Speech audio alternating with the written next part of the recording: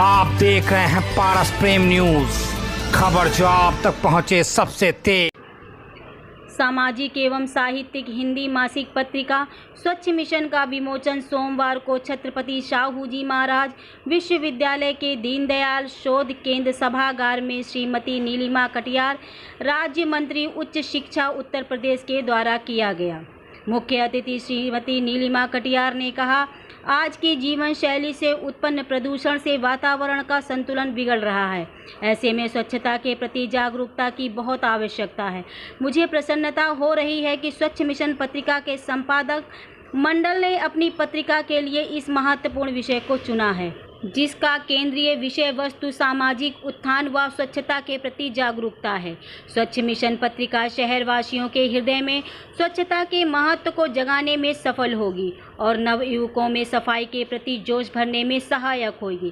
कार्यक्रम की अध्यक्षता करते हुए brand ambassador smart city Kanpur विश्वविद्यालय के डॉक्टर सुधांशु राय ने स्वच्छता को मूल मंत्र बताते हुए कहा कि शहर की स्वच्छता के साथ साथ मन की स्वच्छता भी अत्यंत आवश्यक है। उन्होंने वातावरण की स्वच्छता बनाए रखने हेतु किसी पर भी निर्भर न होने का संदेश दिया।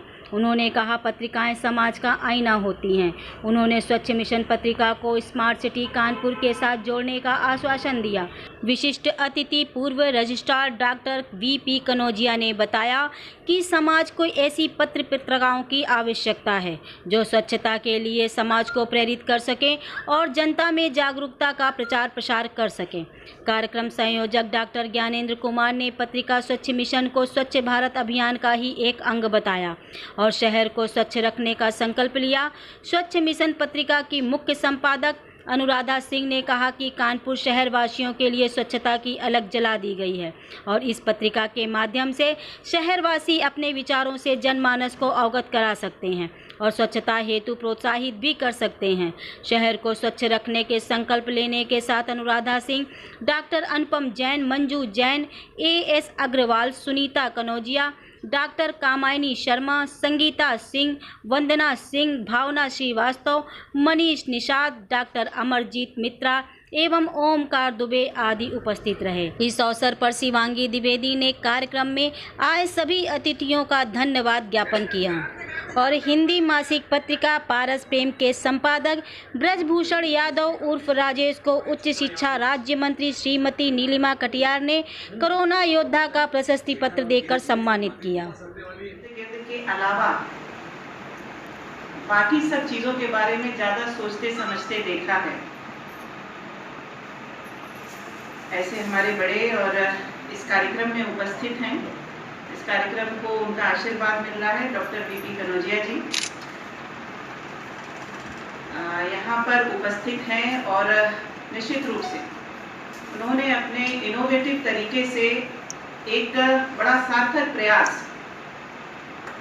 सार्थकता हालांकि जिस दिशा में वो एफर्ट कर रहे हैं वो सामूहिकता में परिणाम लाने वाली है, लेकिन उनका एफर्ट दिख रहा है, इनोवेटिव दिख रहा है, कानपुर की परिवेश से रेलेवेंसी रखते हुए दिख रहा है।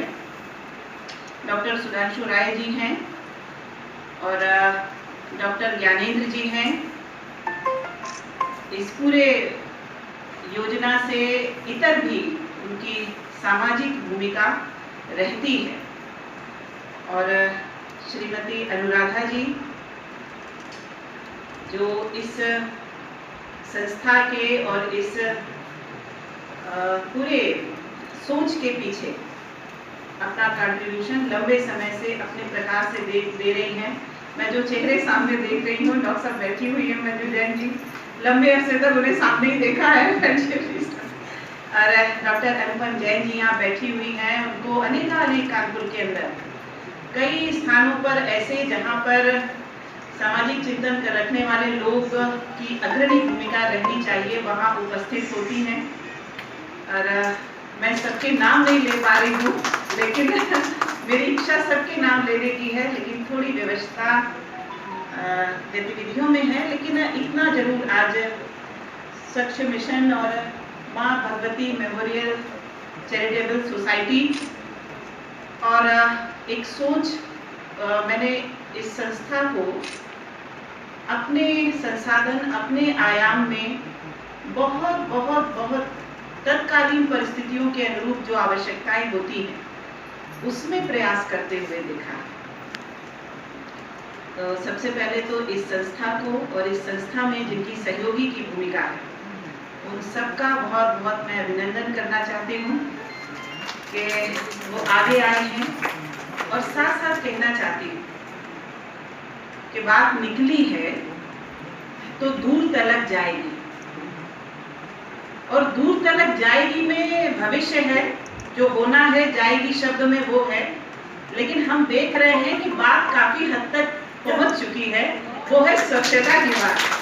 और जिस दिन सम्मानित प्रधानमंत्री जी ने वो लंबी वाली झाड़ू 2014 से जब से सम्मानीय प्रधानमंत्री जी के पास भारत के जनमन का विश्वास पहुंचा है, तब से अनवरत एक भारत की आवश्यकता स्वच्छता वरीयता ऐसे करके उन्होंने एक आंदोलन का रूप दिया, देश के अंदर जागृति लाई।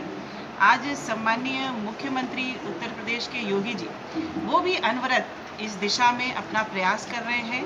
न सिर्फ सरकार के प्रयास, क्योंकि ये जन सहभागिता से ही परिणामकारी ये स्वच्छता का आग्रह आंदोलन संपूर्ण हो सकता है।